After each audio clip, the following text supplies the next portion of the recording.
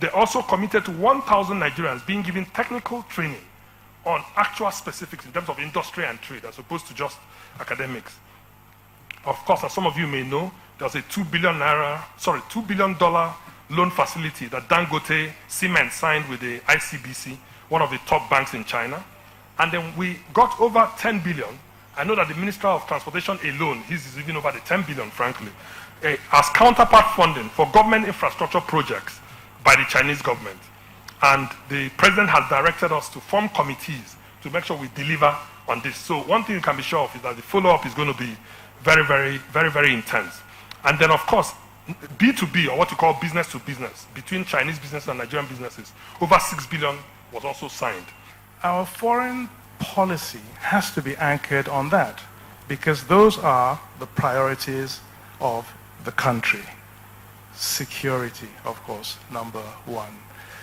Governance and the economy. So as we have evolved and are developing a foreign policy and engaging with the outside world, we are anchoring it on those three priorities. The trips of Mr. President are not something that are selected on a random basis. They are carefully selected and designed to fit in to the priorities and the objectives of the government.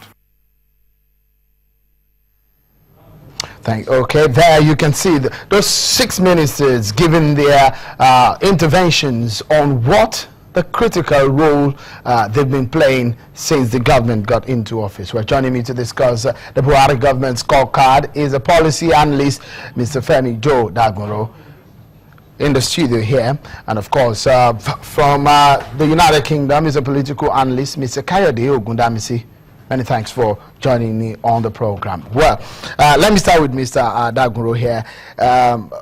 We perhaps, as adhering the Buhari government for the first time in an organized setting where they're coming forward to Nigerians to say this and these are what we have been doing since you voted us into office. From your own point of view, how does it come to you? Well, first of all, you have to understand that any government that engages the citizens, in policy formulation and in governance will be doing the right thing. So this is a decision made by the ministers or by the government to really engage the citizen, to tell them what's going on. I think it's a good thing. It's a good way to start. But at the same time, we want to understand, the people want to understand a time frame of some of these policies. I keep saying it. There should be a good communication between the government and the people. But then if you have signed some of these agreements, if you have these good programs and plans in the offing, what we exact the populace is when. I cannot find this time frame. Though when I listened to this, I discovered that Minister Amish regarding the aviation sector and the maritime sector, but something is missing when I'm listening to the power sector. The Minister for Power Housing was not really coming out with time frame of some of these policies. When are they going to be implemented? And you see, the Foreign Affairs Minister was telling us some of these things, which to me are more of rhetorics. I think the thing that we need now, I listen to the Minister of State for Petroleum as well, saying some of those things. I mean, it shouldn't have taken us this while to know that, those tankers that are diversifying or taking our fuel to other places, they should have trackers.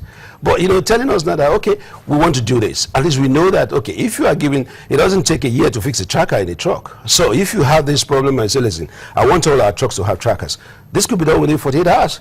So the problem should not be a prolonged situation. It should not be a prolonged problem for this. Could we call this a scorecard, or we call it a moment of discovery or realization of the present predicament of the country from the point of view of the government? If you say this is a scorecard, you will not score the government on a good point.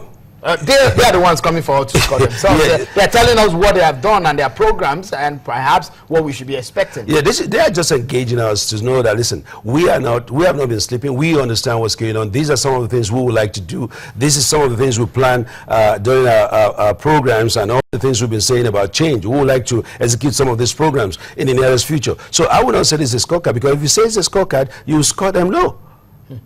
So basically, we shouldn't call it a scorecard. We should just call it government citizens engagement. Oh, great. Mr. Kayode Ogundamisi, in this climb, it's somewhat an unusual effort of government. We perhaps don't see this happen all the time. And seeing this kind of thing happen right now, and some of the programs, the promises have been coming to the table, how far they have come, for you, hearing these at the first time, how does it make you feel? I don't think it's. I don't think we've just discovered a new planet, so it's not something really significant. I think in most developed countries, it's a strange thing. Probably only in America, when President Obama was trying to sell the reform in the health sector, did he go about to have town hall meetings because of the opposition that was coming from the Republican Party. I think in Nigeria, the government seems to be indirectly acknowledging the fact that things are not going well. The town hall meeting just reminds me of the political campaign era. I mean, if things are working, there won't be any need in the first place for a town hall meeting. Let me also quickly add that they are actually they are meeting with the wrong crowd. They are just meeting with a minority 2% elite crowd who have access to internet and have fuel to power their generator. They are missing out on more than 80% of Nigerians who are in the nook and crannies of the country. Isn't that what a town hall is all about? A cross-section, just a bit and piece of people across a cross-section of people, bringing them together on the roof.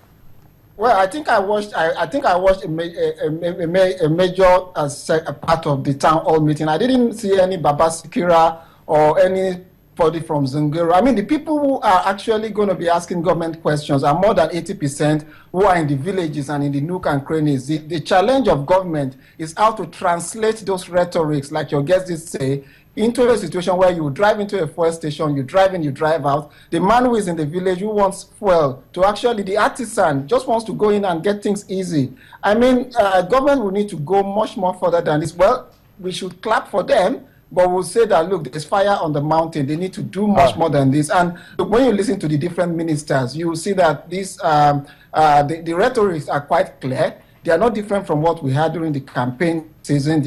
In fact, during the campaign season, we actually had timelines. Okay. What you are having now is probably a government that is facing a big challenge, and they're trying to hint us that, look, things are not as easy as we thought it was going to be. Mr. Ogundamisi, I'd like you to hold the thoughts for a moment, because we need to go on a break. But when we return, we move into the issues of accountability in government. Is the Buhari government getting it right with his move? Join us again.